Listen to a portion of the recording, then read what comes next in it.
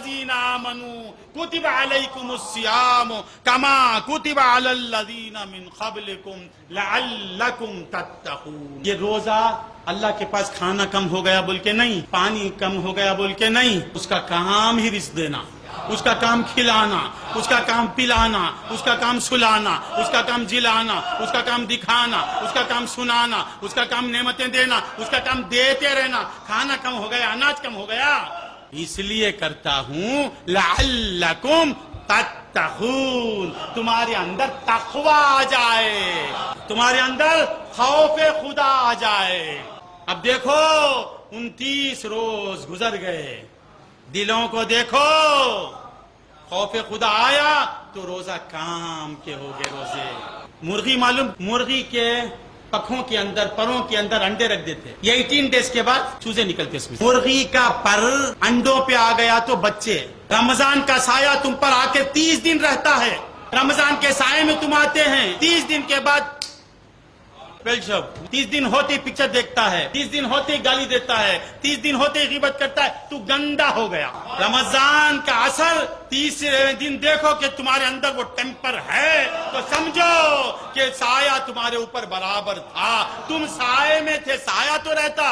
انڈا پروں سے نکل گیا تو گندا ہو جاتا، مرغی تو سایہ دیتی، انڈا ایک باہر ہو جاتا، ہو گیا تو گندا ہو گیا. اسی طرح تو سائے سے باہر نکل گیا، گندا رہے گا. لعلکم تتقون، تاکہ تمہارے اندر تقوی آ جائے. تمہارے تقوی کو کیوں پسند کرتا ہے اللہ تعالیٰ؟ اسے کیا ضرورت تمہارے تقوی کی کہ پورے انسانات اللہ کے سامنے مچھر کے پر کے برابر، یہ کائنات نہیں. اللہ بولتا ہے واتقونی واتقونی واتقوا اللہ، اتقوا اللہ. کیوں بولتا ہے؟ یاد رکھو تقوی تمہیں خدا کے قریب کر دیتا ہے. ان اللہ مع المتقین، اللہ متقیوں کے ساتھ ہو جاتا ہے.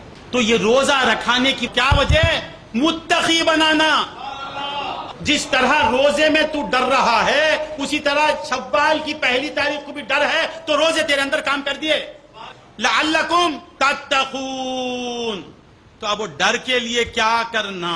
کیوں اللہ ڈرانا چاہتا ہے؟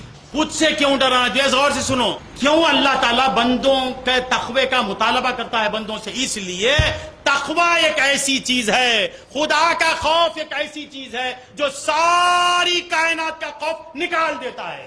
اللہ کا ڈر آ گیا تو کائنات کا ڈر نکل جائے گا. اللہ تعالیٰ اپنے بندے کو نڈر دیکھنا چاہتا ہے، بے فکر دیکھنا چاہتا ہے. تو اب تقوی لانے کے لیے کیا کرنا؟ خود کو بھلانا. جب تک خود کو نہیں بھلائیں گے خدا کا تقوی نہیں آئے گا. بھلانے کے لیے کیا کرنا؟ ایک کام کرو گے تو تم خود کو بھلا دو گے، خود کو بھلا دو گے تو تم متقی بن جاؤ گے. شاعر کہتا ہے اس قدر عشق نبی ہو کہ بھلا دوں خود کو، نبی کا عشق اس قدر میرے اندر آ جائے کہ میں خود کو بھول جاؤں. اس قدر عشق نبی ہو کہ بھلا دوں خود کو.